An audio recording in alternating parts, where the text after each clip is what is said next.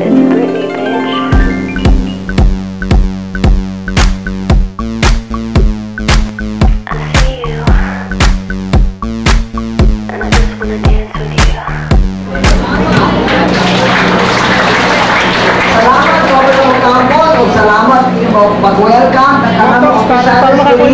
o salamat sa inyong explanation sa contribution sa Misamis Occidental sa atong climate change mitigation o adaptation.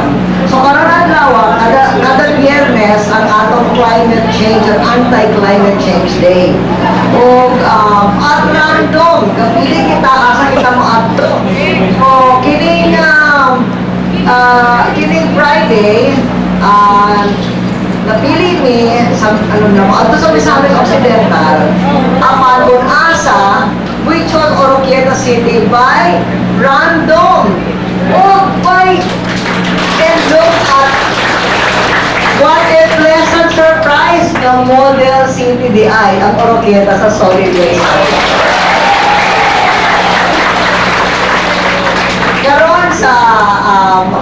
Karon ang atong masunod na parte sa atong template ang mga presentation gikan sa atong duha nga national government offices na in charge sa solid waste management.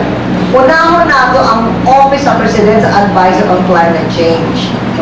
Tungod kay nakita ko sa cabinet level official na tanan activity sa climate change siya ang go-oversee. In my name, tungod kay ako ang chairman sa Task Force Against Climate Change. Wala karon si Sunny Alvarez, mahiyon ta aman kagahapon tungod kay na ay konferensya sa Korea. Bahin yun sa climate change. Imadto ko siya sa Korea aron mapresentar ang atong mga policy o atong mga contribution sa policy at buong kalibutan kontra sa climate change. So karon ang iyang Undersecretary, okay, ang si Undersecretary Campos, Garcia, ang Carlos Garcia, ang present sa in the name of the President Advisor on Climate Change.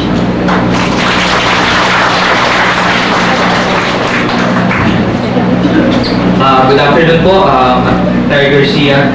Ma'am, we visited Baguio City. So, we inspected Baguio City because of the closure sa pagsasara po ng kanilang dump site last year, December. Nagka-problema sila because the population is about 300,000 in Benguet. This is where the three MRFs, there are 3 MRFs already located in the province. They generate about 320 MRF, Materials Recovery Facility. Kaya po namin ginagawa ito sapagkat pag pinabayaan po natin ang ating basura, yan po ay mabubulok. Pag nabulok po yan, tinapon natin, nag-release po yan ng methane. Ang methane po ang most lethal, second most lethal greenhouse gas next to carbon dioxide. So, ayan po ang kanilang 320 tons of garbage per day. Next. So, they now dump it in Tarlac, Capas Tarlac. So, ang problema po dyan, meron po silang gastos na tipping fee. That's 800 pesos per ton. That is 256,000 per day or 7 million po per month. So, ngayon po, we are asking them to, so only one is operational right now in Barangay Bakakay. The two are still under construction. Next. Ang problems po nila, right of way. Madami pong mga illegal na mga nandoon. Kahit gusto nilang bilhin yung area, ayaw po ipagbenta sa kanila. The presence of illegal structures. And also, the location, upland po siya. A lot of them, binabaha. Kapag umulan po, yung waste natatapon din ulit. So we are trying to help them implement IECs, information po para sa mga tao because they do not segregate. Hindi pa po sila sa mga bahay-bahay, hindi pa po sila natututo, hindi katulad siguro sa atin dito na segregated po ang waste. At we're asking them to implement the no segregation, no collection policy sa mga LGUs. Kapag hindi segregated, hindi yan po kolektahin ng ating LGU. This one are updates ma'am on task groups. Just go ahead. I will not elaborate anymore. These are the the accomplishments of the task groups. Every week po, ang mga task groups na yan, 17 po sila yung nag-report sa atin. Ngayon po, yesterday po, this is important po, yung 785 ninyo executive order. This is to create a national adaptation strategy on climate change. Because yung EO 774 po na ito, mitigation po siya, pagtigil sa pagkalat ng carbon dioxide. Ito naman po, adaptation. Ibig po sabihin nito, yung ating mga communities dapat adapted na tayo pagdating ng bagyo, ng disasters. So yesterday we met with several agencies po. Some of the attendees, Secretary Albastro was there, Yusek Panaderos of the ILG, several other USECs of the departments. So ang napag-usapan po doon is to create clusters, about 5 major clusters po ng mga agencies. Like for food security, halimbawa, pinapasok na yung ating mga irrigation systems ng salt water.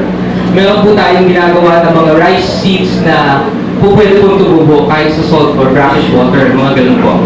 So, may food, may water, may infrastructure, yung mga DPWH, infrastructures yan, mga bridges, mga tulay natin, and the disaster risk with the DND, nandun po si General Gabonza kahapon, i-explain po nila, and health, the DOH. So, ika-cluster po siya into 5 major groups. And then, when you have a mitigation program and then an adaptation program, you put that together, you have the National Framework for Climate Change. So, yun po yung ating priority. Thank you po.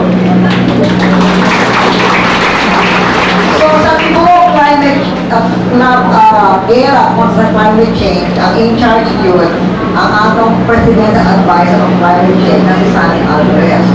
Kung walang ingon ni Undersecretary Garcia, right, na ay pinaka task force in charge of lain-lain mga kinahanglan himuon nato sa atong pagkagera sa climate change. Usang yun diri ang task force on solid waste management. Nano kinahanglan nato ang task force on solid waste management mo sa climate change. Kaya marami mo ni Carlos Garcia, nano na ay climate change? Because these are the greenhouse gases that are being created by human beings.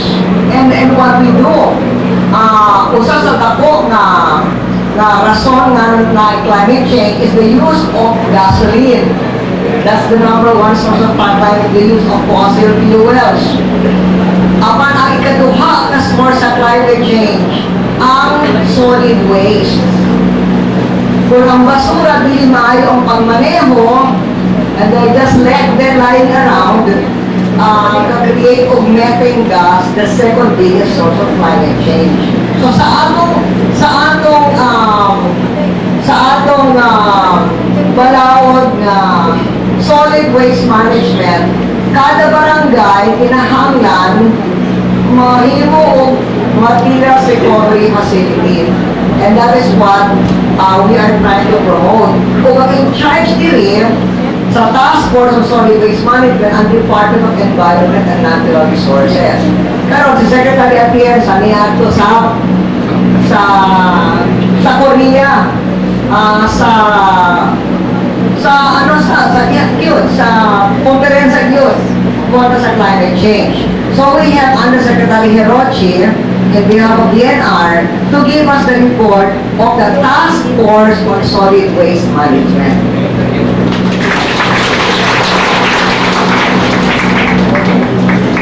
Salamat, ma'am.